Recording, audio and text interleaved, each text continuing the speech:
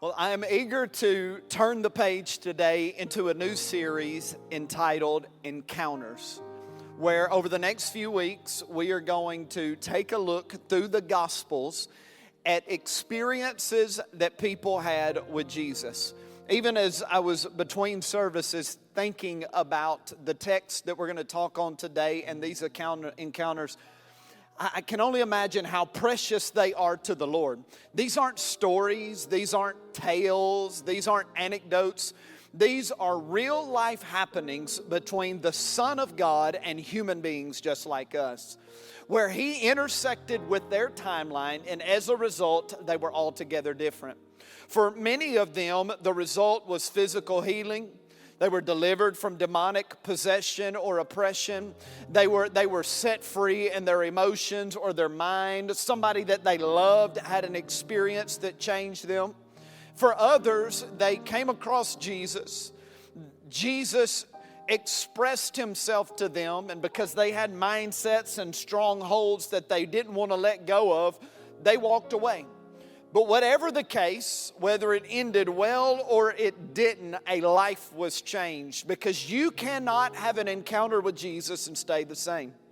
He will either change who you are because you have relinquished control to Him, or He will change who you are because you have resisted Him and pushed away from Him.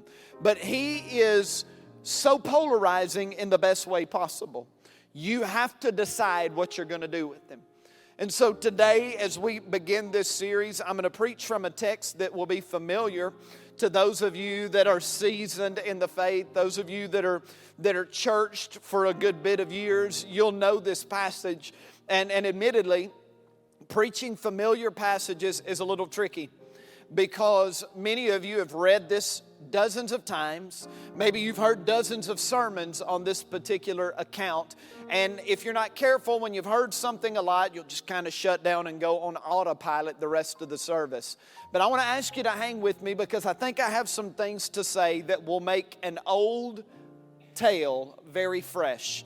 Something that we have a lot of history with, possibly, that it'll come alive in a new way. And then for some of us in the room, this will be very new. And I hope what you'll see in the middle of it is this person that we love called Jesus. Now, today's message is entitled Issues. Go ahead and ask your neighbor, do you have any issues? Yeah. Some of you already know they got issues. Their issues are your issues, but we'll get to that a little later, right? Issues. I'm going to read today from the Gospel of Luke chapter 8. This account is also found in detail in Mark 5, and I will allude to a couple of details from Mark 5, but I'm reading Luke 8 in part because it's just a shorter narrative. It tells it in less verses, and I need to read the whole text. So is that okay if I read the entire account? All right, it's like 15 verses. Is that all right? I know we're in church. We're going to read the Bible. So we're going to give it a shot, right? I'll try to read it well. How about that? Luke 8, verses 40 through 55. On the other side of the lake, the crowds welcomed Jesus. Say crowds. Because they had been waiting for Him. Then a man named Jairus, a leader of the local synagogue, came and fell at Jesus' feet, pleading with Him. His only daughter, who was about 12 years old, was dying. Say 12 years. As Jesus went with Him, He was surrounded by the crowds. A woman in the crowd had suffered for 12 years with constant bleeding. Say 12 years. And she could find no cure. Coming up behind Jesus, she touched the fringe of His robe. Say touched. Immediately the bleeding stopped. Who touched me? Jesus asked. Everybody denied it. And Peter said, Master, this whole crowd is pressing up against you. But Jesus said, someone deliberately touched me. Say deliberately. On purpose, intentionally touched me. For I have felt healing power go out from me. When the woman realized that she could not stay hidden, she began to tremble and fell to her knees in front of him. The whole crowd heard her explain why she had touched him and that she had been immediately healed. "Daughter," he said to her, "your faith has made you well. Go in peace." What made her well? Her faith, that's right. While he was still speaking to her, a messenger arrived from the home of Jairus, the leader of the synagogue. The messenger told him, "Your daughter is dead. There's no use troubling the teacher now." But when Jesus heard what happened, he said to Jairus, "Don't be afraid. Just have," let's do it again. "Just have, and she will be healed." When they arrived at the house, Jesus wouldn't let anyone in with him except Peter, John, and James, and the little girl's father and mother. Remember that note. The house was filled with people weeping and wailing. But Jesus said, "Stop weeping. She isn't dead, she's only asleep." But the crowd laughed at him because they all knew she had died. Then Jesus took the girl by the hand and said in a loud voice, "My child, get up." And at that moment, her life returned, and she immediately stood up. Then Jesus told them to give her something to eat. Lord Jesus, we acknowledge your presence in this room. We acknowledge that you are with us, that you are for us, and that you're here to minister to us.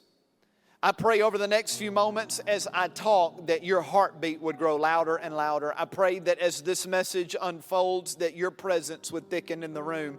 I ask now, Lord, that faith would rise up in us and that some today would touch you. And from you would come power. From you would come peace. From you would come joy.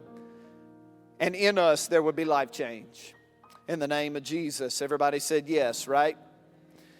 So today we are going to take these two people, Jairus and the woman who happens to be nameless, and we're going to juxtapose their lives. We're going to do a compare and contrast. We're going to put them side by side and learn about similarities and differences in their encounter with the Lord. I love that Mark and Luke both saw fit to communicate these two people in conjunction with one another, because within this encounter, within this situation, we find multiple layers of who God is and the way He operates in people.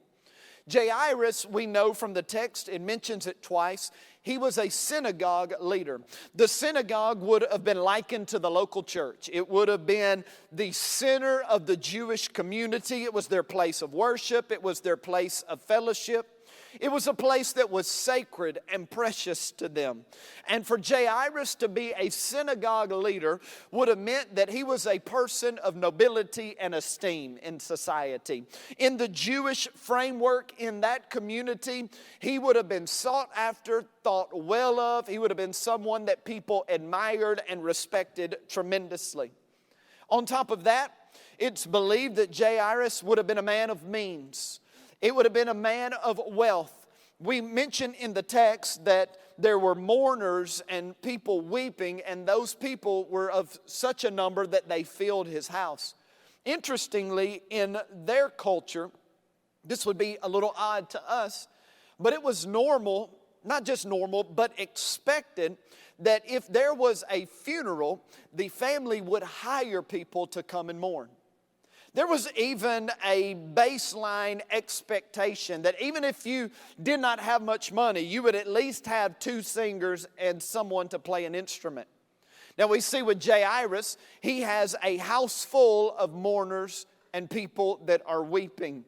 It just indicates the possibility that he was able to fund a significant funeral. Now they did this in part, if you'll recall from last week, because they wanted to give honor to anybody who passed away. They felt it was important as a people to show respect in a lavish, extravagant way.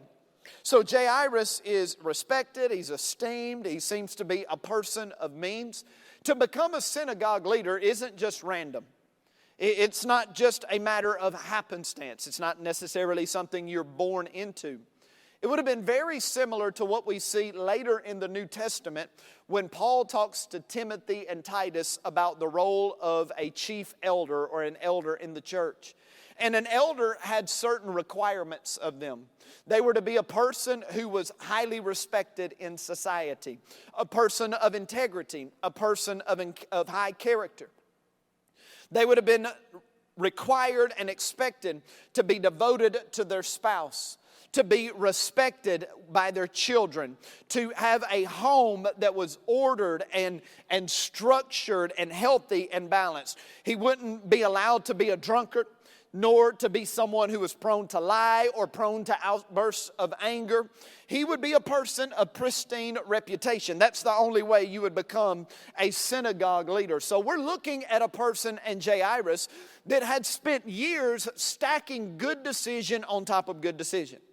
A person that through the years had been devoted, had been faithful. He not only knew the law of God, and he didn't just practice it at its most base level. He embraced it fully, and his life was centered on God's expectations of the Jewish people. He was sought after in the community. People wanted to hear from him. People wanted to be around him. In short, he was squeaky clean. He was the person that seemed to always do the right thing. He was Mr. Perfect. That's Jairus. Now, the other person in the account, the woman, lived a very different life. Her experience was not the same as his. The King James Version says that she had an issue of blood. She had an issue of blood. Now, that word issue has several meanings in our American vernacular. It would mean a vital or unsettled matter, like it's an issue that's important that we need to deal with. It also is defined as an action of going, coming, or flowing out. It also means something coming forth from a specified source. And we use it at times to say, man, they got issues. Does anybody in here know somebody with some issues? Don't raise your hand. Oh, y'all, don't do it. They've got issues. I wonder if anybody in this room has issues today. This woman had issues.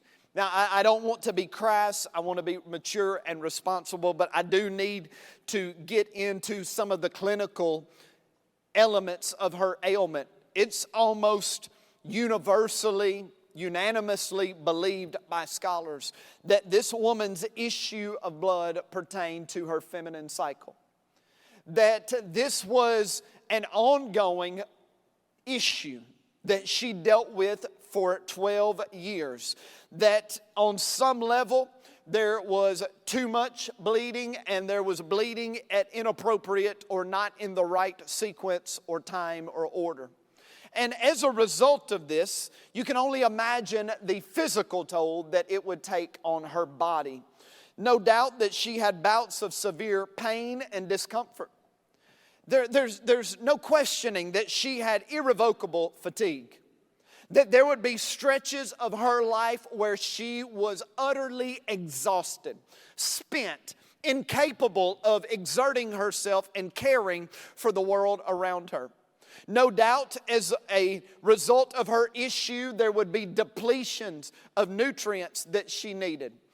The likelihood is high that her issue created other issues, that she had a multiplicity of health problems because of this one health problem. It was this compounding issue where this causes this, and then that causes something else.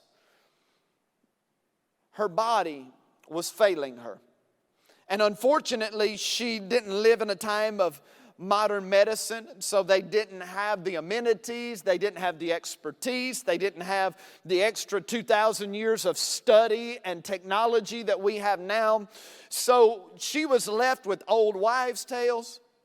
She was left with myths and rudimentary remedies, none of which really helped her. And as I mentioned, her issues created more issues. There was social issues, emotional issues that coincided with this, and religious consequences. Now, the text does not communicate that she was a Gentile. And that's important because most of the time in the Gospels, when Jesus had an encounter with a Gentile person, it would make it known because that was so unusual for a Jewish rabbi to interact with a person that wasn't Jewish.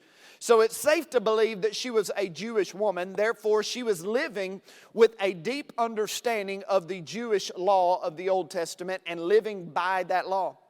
I won't read it for the sake of, again, just trying to not be crass. But when you go to the book of Leviticus, there is a detailed communication that leads us to understand that this woman, as a result of her issue of blood, was considered unclean for large quantities of time in her life.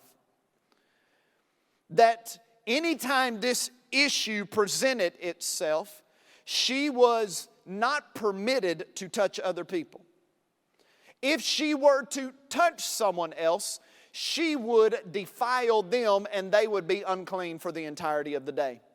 If she were to touch a cup of water and hand it to someone else and they received the cup of water, they would be unclean like she was. Anything she touched, if anybody interacted with it, they were unclean. Her issues affected people around her. The passage in Leviticus even says that it wasn't just when her issue presented itself that she was unclean, but for the next 7 days after her issue, she was unclean. So can you imagine that kind of life with no rhythm, no routine, no consistency, because one bad day leads to 7 days of being unclean. One day when things get out of sorts, one day when things get out of order, one day when something goes wrong, unplanned, unprepared for, suddenly for a whole week her life is in disorder. Jairus was a man respected and noble. This woman seemed to live in a constant state of being unclean. Can you imagine the strain? Can you imagine what it must have been like mentally and emotionally? What all she was ostracized from. All of the ways that she had to order and arrange her life. Could you imagine just having to constantly think about, can I touch this? Am I allowed to interact with that person? And then the sense of responsibility that she felt as a Jewish woman to not allow her issue to become other people's issue. So she walks around in large part in isolation, deep insecurity, struggling. Her issue created more issues. It didn't just stay in one place, it affected the whole of her life. Everything she touched, everything she was responsible for, everything she owned, every person in her world was tainted because of her issue. I can't imagine what she felt. She couldn't even, a lot of the time, go into worship.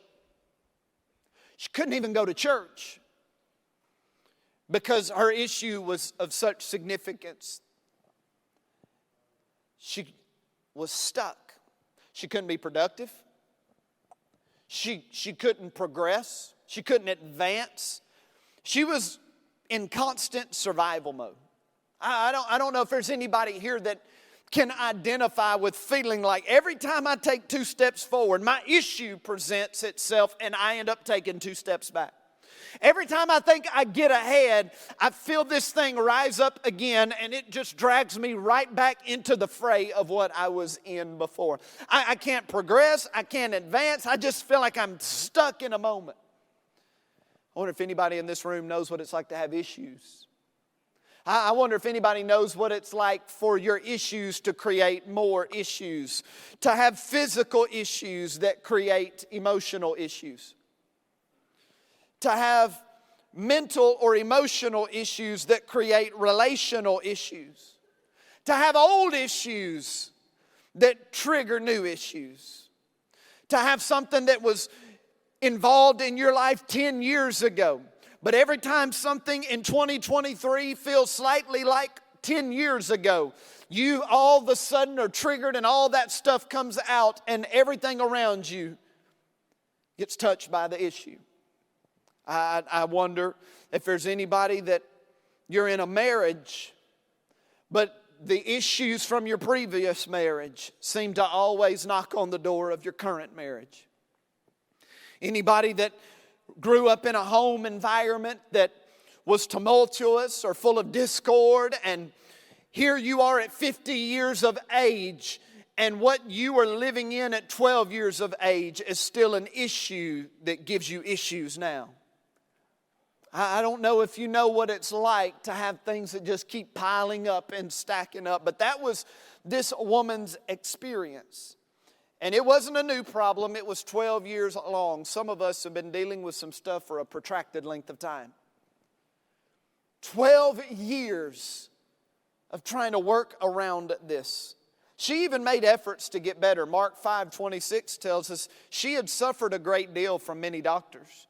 And over the years, she had spent everything she had to pay them. But she had not gotten better. In fact, she had only gotten worse. She spent herself. She was depleted. The implied idea, even in the text, is that some of these, quote, doctors were quacks. They were taking advantage of her. She was manipulated. She was given false hope. She was made promises that they couldn't keep, and some people made promises that they had no intention of keeping. So here she's spent every coin she has. She has exerted herself every way she could imagine. She's tried every remedy recommended, and over again her hopes were dashed. She had no one left to go to. Nowhere else to turn. All resources exhausted. Then Jesus showed up. Then Jesus got off a boat and he put his feet on a sandy shore and he walked himself into a community that just happened to be where that woman lived. Now, when Jesus got off the boat, interestingly enough, people crowded around him. It says the crowds were even waiting for him. And it's understandable. I mean, he had healed the sick. He cast out demons. He preached and spoke with an authority the likes of which they had never heard. He dripped with love and mercy and compassion and goodness. He helped the poor. He helped those that were disenchanted, those that were disillusioned. So he had a lot of people that just wanted to see. A lot of spectators that gathered around. And I mean, the truth is, Jesus still draws a crowd. Yeah, he draws a crowd.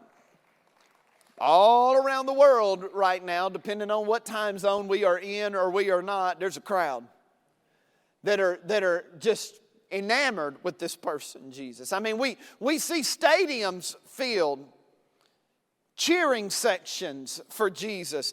People that show up in arenas, they buy his merch.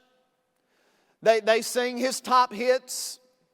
They love hearing the stories of all his greatest performances. They'll talk about, you remember that time? Just on occasion even get caught up in the euphoria of it all. Just fans, a crowd that knows that he does incredible things, and it's fun to be around somebody who does incredible things. He has a crowd. It's awesome. But there's something in the text that fascinates me, because no doubt there were people in that crowd that had needs. No doubt there were people in that crowd that could have used a miracle. But they were just the crowd. They were just the onlookers. They were just the spectators. But there were two people in the middle of the crowd that caught Jesus' attention. In the middle of everybody else, two people that caught his eye. I'd like to be one of those two people. I'd like to be one of those two people that I live in such a way that while all the crowd is singing his praises and all the crowd is applauding him for the things he's done, there's something in me that causes his eyes to stop.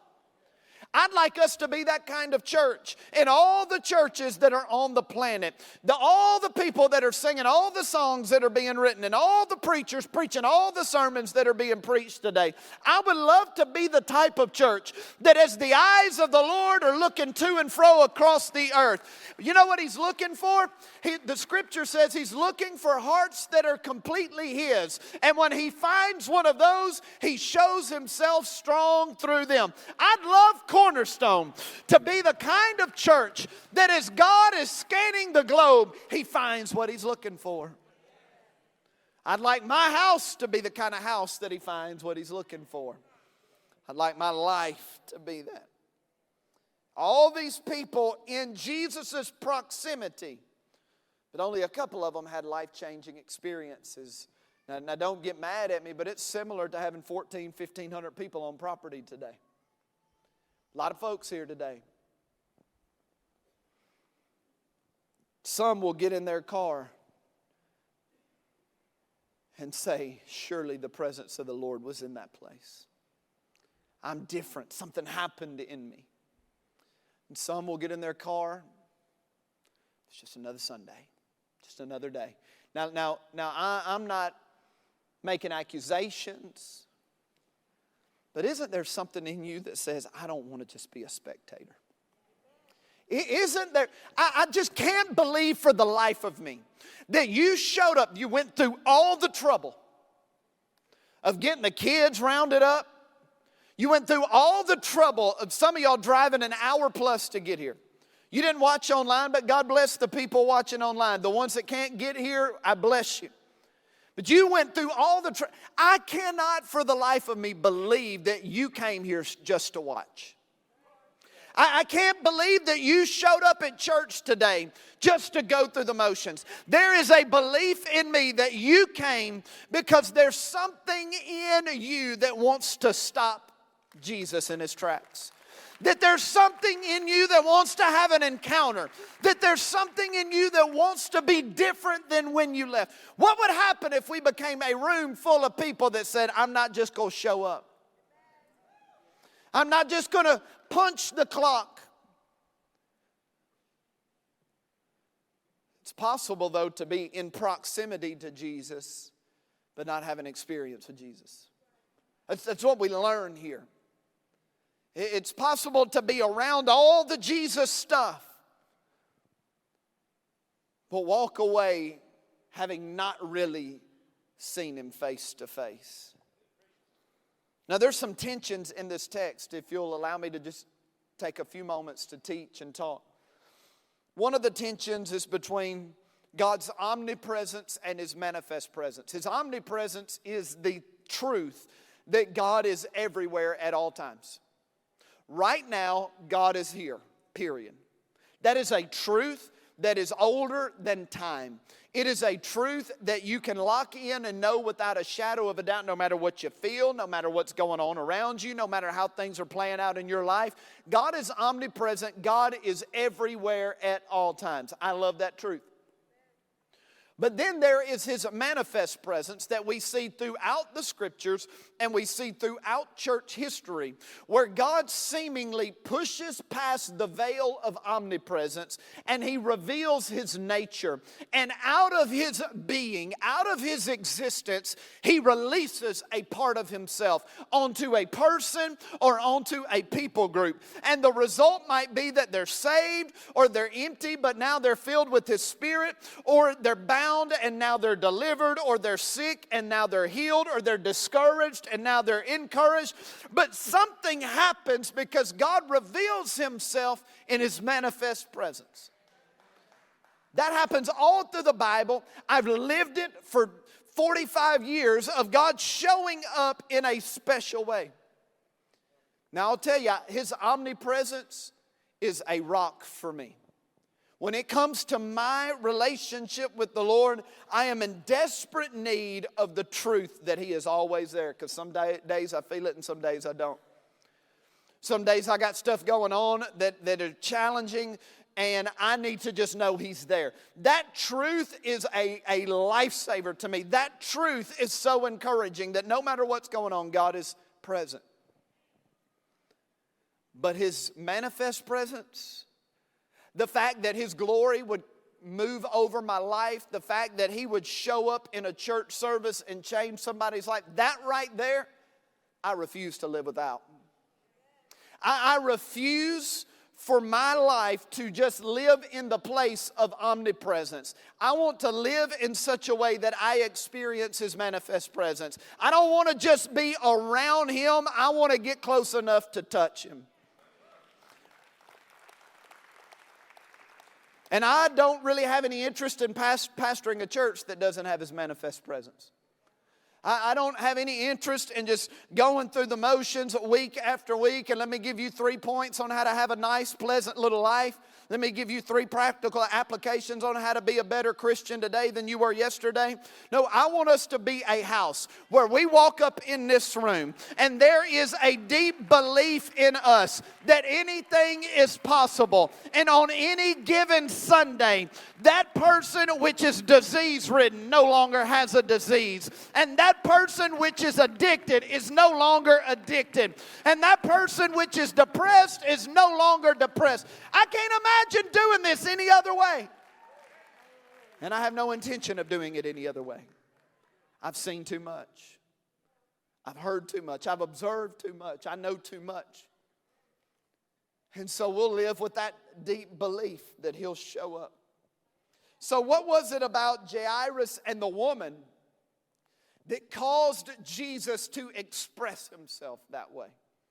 Well, they had a different posture than everybody else. They had a different posture. Now, interestingly, they had a time increment in common. He had 12 years with the daughter. And within that 12 years, it's safe to say that he had stacked good day on top of good day and had built a pretty good life. Yet, 12 years in, he had a calamity strike.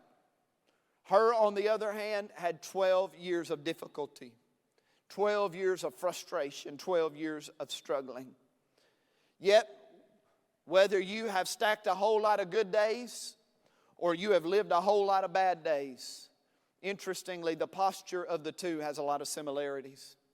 The first thing that both of them did is they made an intentional move toward Jesus with purpose. Remember what we read in the text? They deliberately, she deliberately touched Him. She, with intention, with purpose, with focus, with effort, made a move in His direction. And then they both went low. The Bible says that Jairus fell to his knees. Even though he had lived a good life, even though he had done everything right, he knew, I've got to humble myself before this person. Interestingly, the woman with the issue of blood had to get low too, because it says in Mark 5 more specifically that she touched the hem of His garment, the lower parts of His robes. So she had to get low. No pride. No pride. It's amazing to me how often people with issues that create issues develop maybe the worst issue of all, and that's pride. Just an unwillingness to surrender to the Lord. And I got to be tough. I got to be strong. Scriptures say that He opposes the proud, but He gives grace to the humble. I don't know about you, but let me get low. It doesn't matter what I accomplish in life, let me get low. No matter how much I think I can help myself, let me get low. Just going to get lower. Now, from that point, they did have a different way they approached Him. It says that Jairus pleaded fervently. There was some volume to him. There was a vocalization. There was an intensity that was visible and tangible to his reaching out to Jesus. She, on the other hand, quietly, without anybody noticing, reached out to Jesus. All of us have got to intentionally make a move to Him if we want to have encounters with Him. All of us have to deliberately go His way. All of us have to humble our hearts and go low if we want Him to move profoundly in our lives. But it doesn't always look the same for everybody. For some of us, it's loud, it's a shout, it's a cry, it's a desperate plea. And for others of us, all we can do is with quiet hearts reach out in desperation. But whether you're loud or whether you're quiet, Jesus notices somebody that comes His way. He notices someone that makes a move in His direction. So they had these different postures. And though there were some similarities and differences, there was one thing they both had in common, and you repeated it twice during the reading of the text. They had faith. They had a deep belief internally, and that belief was matched by intentional action. And I need you to hear this today. Faith has a magnetic pull on Jesus. It can cause Him to come home with you and can cause Him to stop in His tracks for you. God rewards faith, not attendance. I want you to attend. Some would say this is risky right now. I want you to attend. But what I really want is God to move in your life. And attendance isn't what gets God to move in your life. Faith is what gets God to move in your life. Faith. A deliberate action, a deliberate move in God's direction. Which brings us to another tension theologically in the text. God's sovereignty versus our ability to influence the outcomes of our life with God. Now, the idea of God's sovereignty is that God is in control, that God makes a decision, that God's mind is set, and He's going to do it, and we really have no say in the matter. I love this text because it gives us pictures of both. So with Jairus comes to Jesus, and Jesus makes up His mind. He wills it. I'm going to heal his daughter. Jesus, in His mind, determines, I'm going to change my location and go heal her. I'm going to navigate time and space. I am going to go out of my way. It is my resolve to heal this girl. It was premeditated. It was predetermined. I'm going to do this. Even after the situation grew worse and the girl went from sick to dead, that worsening of the situation didn't change what Jesus had already set out to do. The situation going south did not alter what He had predetermined that He was going to do. He was going to heal her, and it really didn't matter what anybody said or did. He was going to heal her, right? Sometimes in our lives there are things that God's just determined He's going to do. He has set an appointed time, an appointed place, and it's going to be done. But interestingly, this woman's part of the narrative is different. Jesus healed her in response to her. She influenced her outcome with Jesus. We know that with Jesus, this moment with the woman wasn't premeditated and it wasn't predetermined. How do we know that? She touched Him. And what did He say? Who touched me? He wasn't thinking of her. He hadn't made a decision to heal her. She reached out and touched Him, and He felt her touch. He felt her faith. He felt an exchange, a transaction. I mean, Peter said, everybody's around you. He said, yeah, but something came off me. And so He had to inquire. She affected the outcome of her situation. She influenced what was released from God. What if you could influence what's released from God into your life? Now, some people get nervous about this kind of stuff, especially depending on your background, but let me just give you 3 more portions of Scripture. Jesus was at a wedding in Canaan, and His mother comes to Him and says, hey, they've run out of wine at the wedding.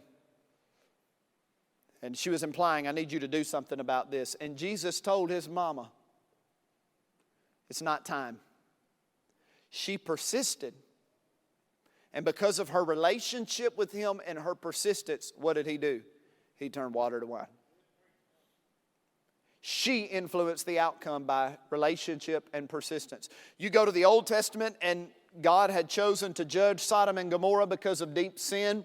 Abraham starts petitioning God on behalf of Sodom and Gomorrah. Hey, if there's 50 people in the city that are devoted to you, will you refrain from punishment? And God says yes. They had a conversation back and forth where God was allowing Abraham to weigh in on what happened to a whole city. We preached about it a few weeks ago with the guy named Hezekiah, if you'll recall. Hezekiah was sick, and God sent Isaiah the prophet in to tell him, you're going to die. Isaiah said, God told me you're going to die. This sickness is going to end in death. Hezekiah petitioned the Lord. The Lord sent Isaiah back to tell Hezekiah, you're going to live 15 more years. He petitioned the Lord, and the Lord changed the date. I know that messes with some of us, but the whole of Scripture, even Jairus' account, if you look at it, was God responding to a person's faith. Like, God honors faith. God honors people who are deliberate in their intentions toward Him. God honors people that get off their rear end and make a move toward Him. God honors people who, instead of retracting, instead of refraining, instead of keeping it all bottled up, they say, I've got to touch you. God's just looking for some people that'll show up and look Him in the eye and say, I need you. I want you. Worship team, you can come. Faith is the currency of heaven. I'm 100% in belief that there are things that God has set out to do, and He's going to get them done. But I'm also a believer that much of the life we live, I can say personally, much of the life I live, what I've seen God do is directly connected to acts of faith. Now, I say acts of faith because faith is, yes, a deep internal belief, but it's tricky in the realm of belief. It's tricky in the realm of our mind because we'll say, I know God can do this. I believe God can do this. But the enemy has a way of bringing doubts. The enemy will bring fear. The enemy will bring uncertainty. The enemy will bring a contrary report. And we'll struggle to get our mind locked in. But you know, when your mind won't lock in, you have another weapon at your availability, and that is that I will intentionally, with resolve and determination, approach God. Like, faith isn't just I believe in here. Faith is an intentional, deliberate act. It is a move toward God. It might look like a different thing. It might be an offering that you give in faith because I am going to put faith, I'm going to put an action to my beliefs. It might be going to counseling. I don't know. It might be getting prayer today. But whatever it is, it might be singing a song. Let me just tell you, those songs that we sing, all that stuff we do in the beginning, we're not just doing that. That's not just a form and a formality. We're doing all of that, giving you the space to reach out and touch the Lord as He moves by. The whole reason we sing those songs is to bring honor to the Lord and to give room for you to engage with Him. You have to listen to me talk 45 plus minutes. You're kind of listening, and that's your version of interacting. That worship time is your chance to look into the eyes of God and say, I'm coming after you. I want you. I'm moving in your direction. I'm reaching out with my heart to you. That's why we do it.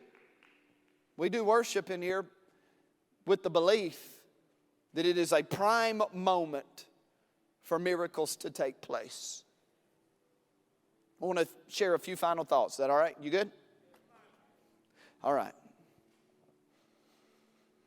A couple of them are about Jairus' miracle, and a couple of them are about the woman's miracle. First one's about Jairus' miracle. If you'll recall, Jesus enters the room of the little girl, and He only brings 5 people in the room with Him. Kicks everybody else out. He brings Peter, James, and John, and the girl's parents. The reason I believe He did that was He had to get the right people in the room to do the work. The right people in the room in this instance were 3 people who were unwaveringly committed and devoted to Jesus, and 2 people who were unwaveringly and committed and devoted to that little girl. He had to get the right people in the room. And He had to remove some people from the room. Some of us got the wrong people in the room. So some of us got the wrong people in the room. You got people in the room speaking to your situation that aren't unwaveringly devoted to Jesus. And you allow their words and you allow their thoughts and you allow their opinions to influence you. I'm not saying you got to kick them out your life, but you got to get them out of the rooms that are important. You got to get them out of the spaces where you need God to move. You got to get them out of the spots where you need God to show up. And then those other two, they were just committed to the girl. They were desperate to see something happen because they were so committed to the girl. There's some people that aren't necessarily fully devoted to Jesus, but they are all in with you on this situation. You got to find people in your inner circle that are unwaveringly devoted to Jesus and unwaveringly devoted to the cause at hand. Like and part of the reason for that is, and it's my second thought, because there were people that were mourning and weeping, and then they scoffed at Jesus' statement about healing, because some people, all they want to do is mourn and weep and cry. Some people, all they want to do is moan and complain.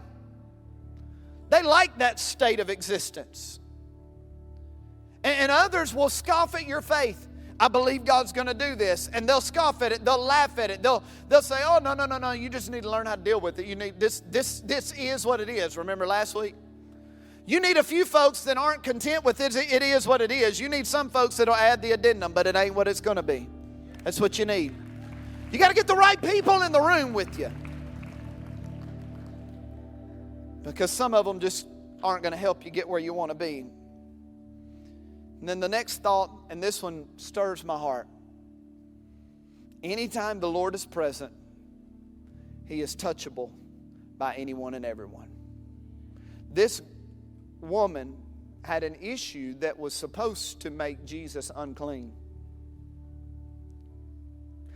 But what was in him was superior to what was in her. She could not impose her issue on him. The minute she got a hold of him, he imposed his power and healing on her. But what I love about it is Jesus wasn't even there for her. He was going to heal Jairus' daughter. He was focused on Jairus' daughter. That was the mission. That was the whole point of the story. That's what was happening. That was the plan. Yet there was something in this woman that said, it really don't matter if he's here for me or not. If he's here, I can reach out and touch him and something will change in me. I just want you to know, there will be Sundays, whether the sermon is specifically about you or not. The altar call may not be tailor-made, addressed to your situation. But if you could perceive, as Pastor Chase said, that the presence of the Lord is in the room, that on any given Sunday, forget that, any given day of your life, you could reach out and touch the Lord and everything will be changed. Listen, I believe this, in part because I spent the last 10 years in a gym on a hill in Goodlettsville, Tennessee with 300 to 400 young people in summer camps. And I would watch on any given night in one moment as people were experiencing the glory of God. And one over here would be getting saved. One over there would be getting filled with the Holy Spirit. 3 over here would be getting physically healed. This one back here was being delivered from drugs. This one up here was being set free from depression. All of those different things happening at one time. Because when God shows up in the room, He is not fitting into a category. All that He is available. It's why I make it such a point week after week to talk about the presence of the Lord. It's why I'm determined as the pastor of this church, the most important person is Jesus Christ. It is the reason that all I really care about, as much as I love you, is hosting Him. Because if I can get Him in the room, if I can get Him walking down the aisles, there's no telling what will happen in you. If I can care for Him, if I can love Him and bless Him and nurture Him, and Jesus walks in the room, then I can point at Him and He'll feel everything that you need. This ain't a personality-driven church. This ain't a program-driven church. This is a person-driven church, as in the person of Christ. And when we get Him in this room, everything changes. And I just want you to know He's here. He's moving in our church. This week in prayer, we've just started a new thing, and we haven't gotten very deep into it, but Fridays, 2:30, we just kind of open the sanctuary to pray. And this Friday, I walked in the room, and I sensed something that was so familiar. He was waiting on me. And I have felt that in different places that I've ministered, in different spaces that I've ministered through the years. But it was new and fresh for me here. And I have just been stirred by it for 2 to 3 days. The Lord is with us, Cornerstone Church. The Lord is with us. Reach out and touch the Lord as He moves by. He might be going over there to bless them. But as He passes you, how about you grab a hold of Him? Don't you think for a minute today that, well, that's for somebody else. He stopped in His tracks for a woman with a bunch of issues. I love what it said that Jesus called her, and we'll bring it to the end. Well, before I do that, y'all know I'm not good at ending stuff. I do want to say this because I think it needs to be announced. Jesus ministered to a man who had spent 12 years stacking good days and good decisions. And even though he had spent a whole lot of days doing the right thing, he had a calamity. Jesus ministered to the person who had proven himself committed and devoted. Jesus also ministered to the person who had spent 12 years struggling with issues. Cornerstone Church is a church where the people who have become devoted and mature and committed, and you're stacking good days, this is a church where Jesus will minister to you. All right? We're not... Yeah, I'll say it. I'm literally processing with the Lord. Some churches have the idea that we got to win the lost. We got to win the lost. We got to win the lost. And we do. But they'll sacrifice mature people on the altar of winning the lost. As in, like, we water everything down. On the flip side, you might have shown up today, and people will show up week after week with issues. But at Cornerstone, people with issues are ministered to too. It really doesn't matter. I think probably both of them had an issue, right? The last thing I'll say is that when he reached down and spoke to her, he called her daughter. This woman who had been rejected, ostracized, was unclean. He looked her in the eye and said, I don't identify you by all your issues. You're my daughter. Some of you need to hear this. You might have some issues, but Jesus looks at you today and He says, you're a daughter and you're a son. I know you got stuff. I know your issues create issues. But you need to know today that the way He sees you is as a daughter and as a son. He's committed to you. He's devoted to you. You're not an outsider. You're not an orphan. You're not a beggar. You're His. I want you to close your eyes.